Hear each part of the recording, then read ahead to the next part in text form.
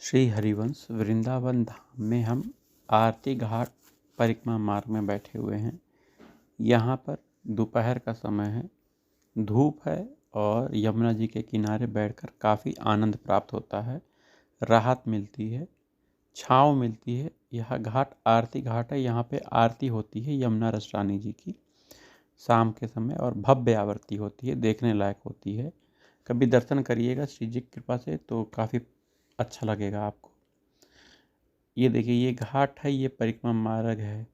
इसी मार्ग से संत महात्मा सामान्य जन सब लोग राधा रानी की कृपा पात्र परिक्रमा करते हैं, यहीं पर उनके चरण पड़ते हैं। तो यहाँ अगर प्रणाम करते हैं तो उनके चरण रज आपके शरीर में लगेगा, सर में लगेगा, और यही चरण रज भगवान श्री कृष्ण का राधा रानी के चरणों का प्रेम प्रदान करने में सक्षम है।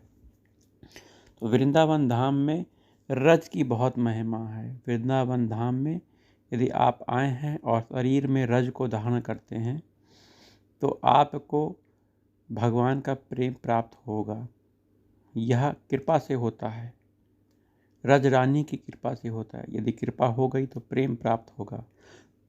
आपका श्रद्धा और विश्वास इसमें काम करता है। वृंदावन के रज की तुलना कहीं नहीं की जा सकती। बैकुंठ भी फेल है, क्योंकि यहाँ साक्षात प्रिया प्रीतम के युगल सरकार के चरण चिन्ह बने हुए हैं हर जगह। भगवान यहाँ आज भी विचरण करते हैं।